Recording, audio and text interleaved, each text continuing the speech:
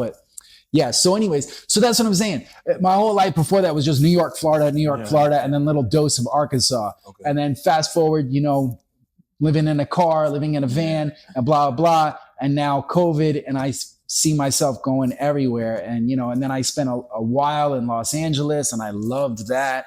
Sleeping in my van right on Venice Beach was amazing. And, and then I went back to Memphis a few times. I went back to St. Louis a few times. And then I started coming to New York a lot.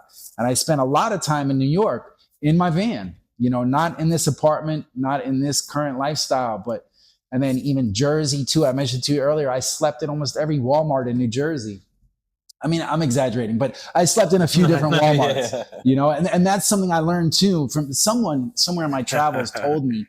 Walmart has like a policy that you're like allowed to sleep in their parking lots. And so once I heard that really unlocked a whole new life hack. I was like, oh, okay, so no matter where I am in America, I can just go to Google Maps, type in Walmart, and I can go sleep at Walmart. And so I have slept at a lot of Walmarts all throughout America.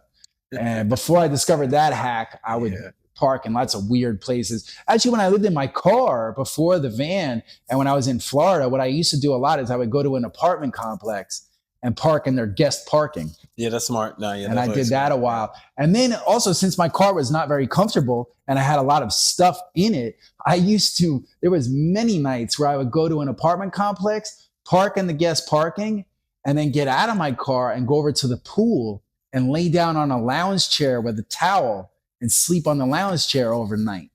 Oh, that one's risky. Now. Yeah, that one is risky. That one is risky. Hey, I found myself in some very sticky situations, some borderline, Yeah, all those states and sleeping in the car. Yeah, was it tinted?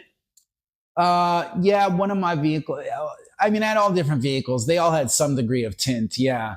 And then I would also just like put things in the window and stuff, like hang up a shirt or stick some art in it or whatever. But yeah, it was not without adventure, man. And, I dealt with all kinds of riffraff. A guy broke into my van in L.A. A guy broke into my van in Miami Beach. I've been there, bro. I've been there. The guy that broke into my van in L.A., I caught him in the act. Were you sleeping? Like, did you? No, I was not in the van. I had done a mural with a friend of mine, a collaboration mural on a wall, an exterior wall outside of a gym. And we finished the mural, and then we went into the gym and we ordered some food. And then I went out to my car to get my wallet my van to get my wallet, and I couldn't find my wallet. And then some dude just popped out of the back of the van, and he had my wallet. And whatever. That's a whole nother story, but that's a wild story. So that kind of catches you up to speed really in terms of the like chronological story of my life. But current day, I'm an artist, and I like to talk about my art and my murals, and I like to remind people that I'm available. If you want to commission me for a mural or buy some art, my website is rendawriter.com.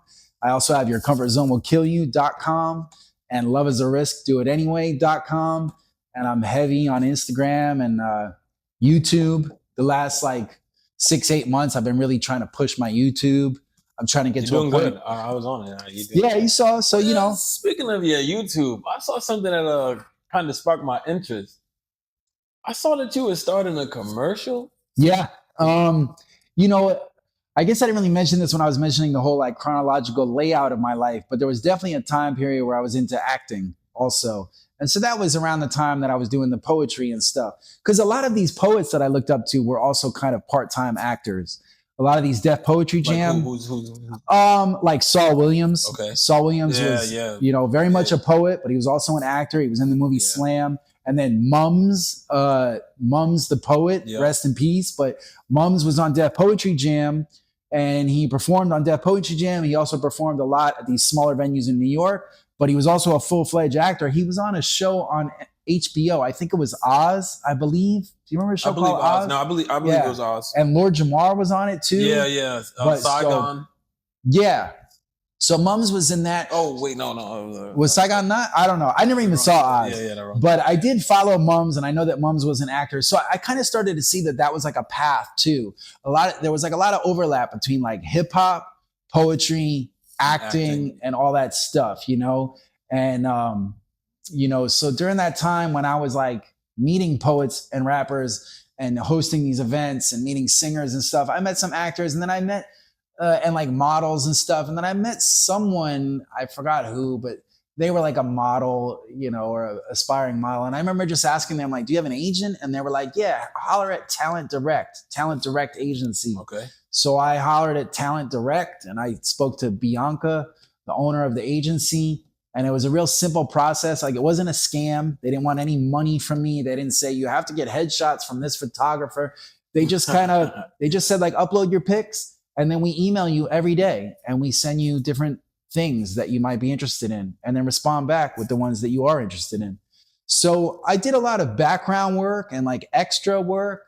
And that's how I got that commercial. The commercial was for a car dealership, and it was me and like two other like regular struggling South Florida actors, and Channing Crowder. Is that his name? Yes. Channing Crowder. Yes. So he was an ex-Miami Dolphins player. Yes. So we were in this commercial together. And then I was also in a commercial with LeBron James, but I was one of like 1,000 people in that. Because because these names, there's people who watch and that's like, what? Yeah. You were in commercials with who? Yeah. And you know, it sounds cool. Like in my mind, I'm just like, oh yeah, that was just some bullshit I did years ago. Were you into sports? So like, did you know who they were at the time? Nah, I mean, I had heard of LeBron James. Channing Crowder, I did not know at all. Okay. I was like, okay, so there's a guy named Channing Crowder. That was a But even LeBron James was just a name I knew. I didn't really know much about him. But that was a fun day. I remember that day distinctly because that was August 16th of maybe 2013. So that was the time that I was, like I told you, there was a period of time where I had no vehicle and I was crashing on a friend's couch in downtown Miami. Well, that was the day of the death of my vehicle. This was before the 3 vans. I had like a SUV type of car, like an Explorer or whatever you call it. And on August 16th, I was crashing on the couch in downtown Miami, and I had to be in Miami Beach real early in the morning to do this commercial with LeBron James. But my car was acting funny. And I honestly didn't even think that my car would make it from Miami to Miami Beach, which is 3 miles. So instead I took the bus and I shot the commercial with LeBron James. I came back to my place. The next day was August 17th, which was my birthday. And I got in my car and I was going to drive north to go to this storage unit I had in Fort Lauderdale. And halfway between Miami and Fort Lauderdale, my car died, like completely died. And you know what I mean? Like died. Like I called a tow truck and they came and picked it up and gave me like $200 for it. And so that started the chapter of no vehicle at all. And that was on my birthday. I've had a lot of interesting birthdays, either like really good luck or really bad luck. A few years ago, I broke my arm in Michigan on my birthday and spent my birthday in the hospital. Hey, birthdays was the worst days. Yeah. Now we sip champagne on birthday. But I hesitate to even say bad luck because I don't really believe in bad luck. I don't really believe in good luck either. These are just things that happen. And these are things that happen every day, but your birthday is a day that you remember. So that, you know, you're going to have a natural knack to remember how that day went, you know? But yeah, a few years ago,